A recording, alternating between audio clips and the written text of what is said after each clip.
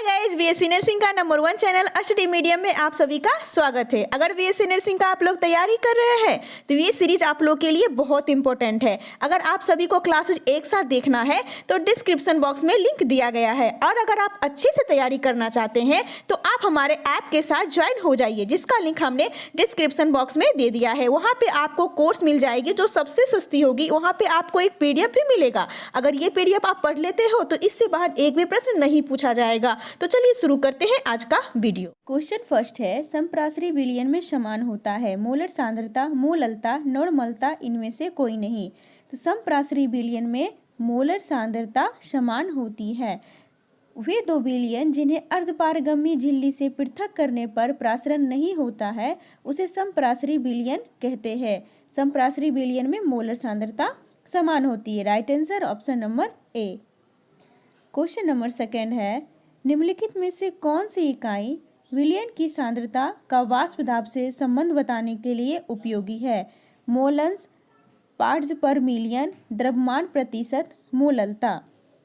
मोल अंश विलयन की सांद्रता का वाष्प दाब से संबंध बताने के लिए उपयोगी है। इसका right answer option number A. Mole अंश विलयन में विलय या विलायक में किसी एक घटक के मोलों की संख्या तथा विलयन के कुल मोलों की संख्या के अनुपात को मोल अंश या मोल प्रभाज कहा जाता है। इसका राइट आंसर ऑप्शन नंबर ए होगा, मोल अंश। चलते हैं नेक्स्ट क्वेश्चन की ओर। दिए गए ताप पर एक सांद्र विलयन के प्रासरण दाब की तुलना में तनु विलयन का प्रासरण दाब निम्न होता है। में तनु विलयन का प्रासरण दाब उच्च होता है। में उतना ही होता है जितना तनु विलयन का होता है, या तनु विलयन के प्रासरण दाब से नहीं किया जा सकता। तो दिए गए ताप पर एक सांद्र विलयन के प्रासरण दाब की तुलना में तनु विलयन का प्रासरण दाब उच्च होता है। इसका right answer option number B है। क्वेश्चन नंबर 4 है, समप्रासरी विलयनों में समान होने चाहिए विलेय, घनत्व, क्वथनांक में उन्नयन, हिमांक में अवनमन। इसका आंसर कूट में देना है। इसके ऑप्शंस हैं सिर्फ फर्स्ट और फोर्थ दोनों, थर्ड और फोर्थ दोनों, फर्स्ट और सेकंड दोनों। तो समप्रासरी विलयन में समान होने चाहिए क्वथनांक में उन्नयन, हिमांक में अवनमन। सो राइट आंसर इसका ऑप्शन नंबर सी होगा, थर्ड और फोर्थ दोनों। चलते हैं नेक्स्ट क्वेश्चन की ओर। समप्रासरी विलयन में विलेय और विलायक वही होते हैं, प्रासरण दाब समान होता है। विलेय और विलायक वही हो भी सकते हैं और नहीं भी। विलेय हमेशा समान होता है, विलयन अलग हो सकते हैं। इसका आंसर कूट में देना है सिर्फ सेकंड, फर्स्ट और फोर्थ दोनों, सेकंड और थर्ड दोनों। इसके डी ऑप्शंस हैं फर्स्ट और सेकेंड दोनों। तो इसका right answer option number C होगा, सेकेंड और थर्ड दोनों। प्रासरण दाब समान होता है, विलेय और विलायक वही हो भी सकते हैं और नहीं भी। So correct answer option number C, second और थर्ड दोनों।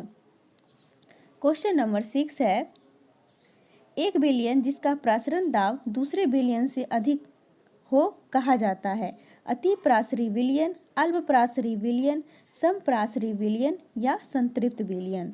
तो एक विलयन जिसका प्रासरण दाब दूसरे विलयन से अधिक हो सकता है उसे अति प्रासरी विलयन कहा जाता है। इसका राइट आंसर ऑप्शन नंबर ए होगा, अति प्रासरी विलयन।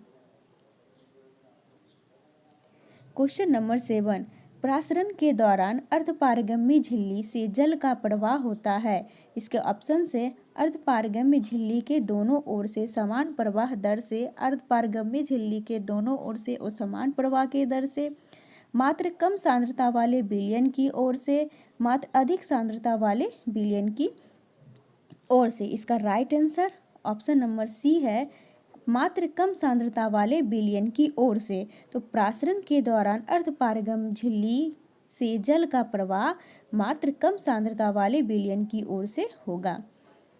चलते हैं नेक्स्ट क्वेश्चन की ओर। हेनरी स्थिरांक Kp का मान, इसके ऑप्शन से ताप बढ़ने पर बढ़ता है, ताप बढ़ने पर कम होता है, स्थिर होता है, पहले बढ़ता है फिर घटता है। तो हेनरी स्थिरांक Kp का मान ताप बढ़ने पर बढ़ता है। इसका सही उत्तर ऑप्शन नंबर ए है, ताप बढ़ने पर बढ़ता है। क्वेश्चन नंबर 9 है हेनरी स्थिरांक Kp का मान। इसके ऑप्शंस हैं उच्च विलेयता वाली गैसों के लिए अधिक होता है, निम्न विलेयता वाली गैसों के लिए अधिक होता है, सभी गैसों के लिए स्थिर रहता है, गैसों की विलेयता से संबंधित नहीं है। तो हेनरी स्थिरांक Kp का मान निम्न विलेयता वाली गैसों के लिए अधिक होता है। इसका सही उत्तर ऑप्शन नंबर बी है। क्वेश्चन नंबर 10, अचार बनाने के लिए कच्चे आम को नमक के सांद्र विलयन में रखने पर यह सिकुड़ जाता है, क्यों? इसके ऑप्शंस हैं प्रासरण के कारण यह जल ग्रहण करता है, प्रतिलोम प्रासरण के कारण यह जल खोता है, प्रतिलोम प्रासरण के कारण यह जल ग्रहण करता है, यह प्रासरण के कारण यह जल खोता है। तो अचार बनाने के लिए कच्चे आम को नमक के सांद्र विलयन में रखने पर यह सिकुड़ जाता है, क्योंकि प्रासरण के कारण यह जल खोता है।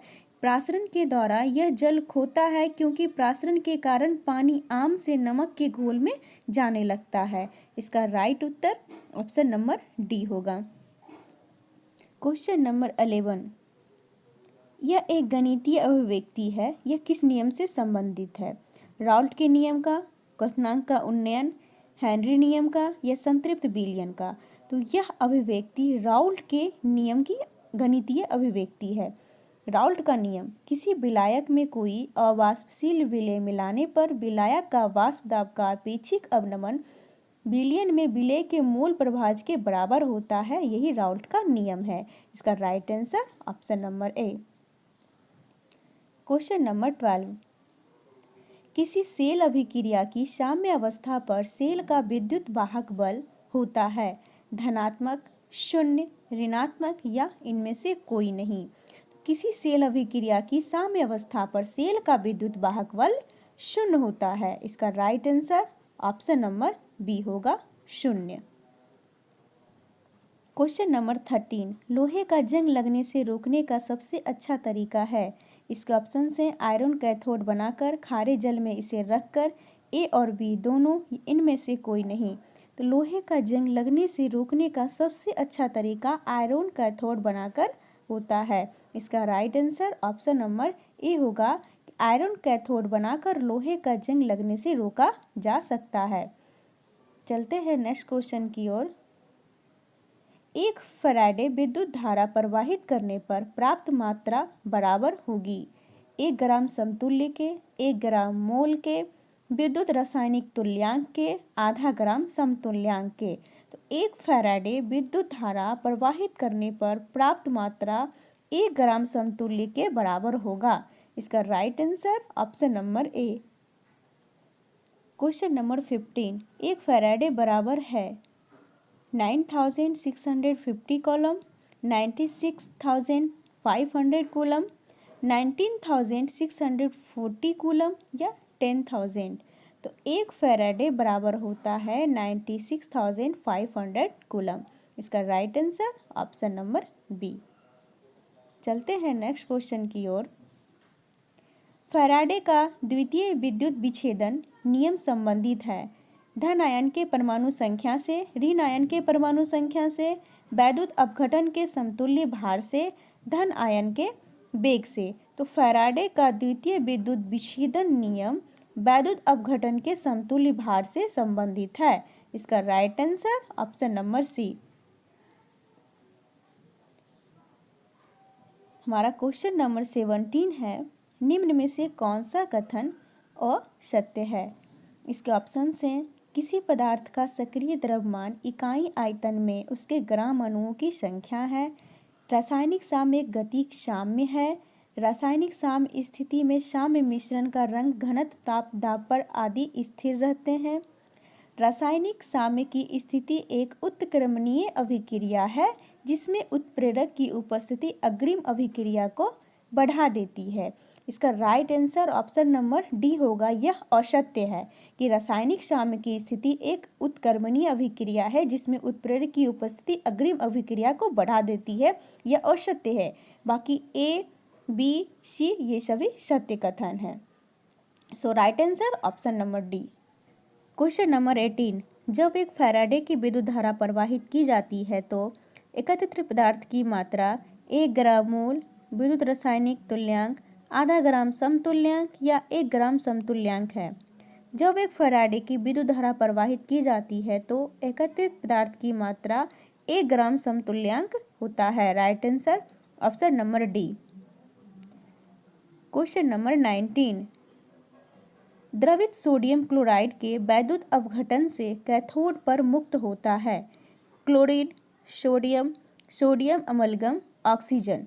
तो द्रवित सोडियम क्लोराइड के वैद्युत अपघटन से कैथोड पर सोडियम मुक्त होता है। Right answer option number B. Question number 20, शुद्ध जल में विद्युत धारा का प्रवाह क्यों नहीं होता है?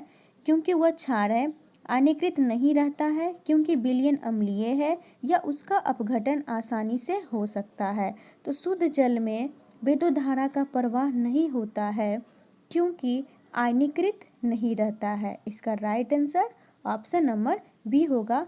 आयनीकृत नहीं होने के कारण शुद्ध जल में विद्युत धारा का प्रवाह नहीं होता है। बीएससी नर्सिंग का अगर आप लोग अच्छे से तैयारी करना चाहते हैं तो आप हमारे ऐप के साथ ज्वाइन हो जाइए। वहाँ पे आपको पेड कोर्स मिल जाएगा बहुत ही सस्ते में, और अगर पीडीएफ डाउनलोड करना है तो वो भी आपको हमारे ऐप में ही मिलेगी बहुत ही शानदार 12,000 ऑब्जेक्टिव क्वेश्चन के साथ। अगर ये पीडीएफ आप पढ़ लेते हैं तो एक भी क्वेश्चन नहीं छूटेगा। वीडियो अगर पसंद आए तो लाइक कीजिएगा, सभी के साथ शेयर कीजिएगा और चैनल को सब्सक्राइब कीजिएगा। अधिक जानकारी के लिए हमारे दिए गए हेल्पलाइन नंबर पर संपर्क करें। तो चलिए मिलते हैं नेक्स्ट वीडियो में, तब तक के लिए बाय बाय।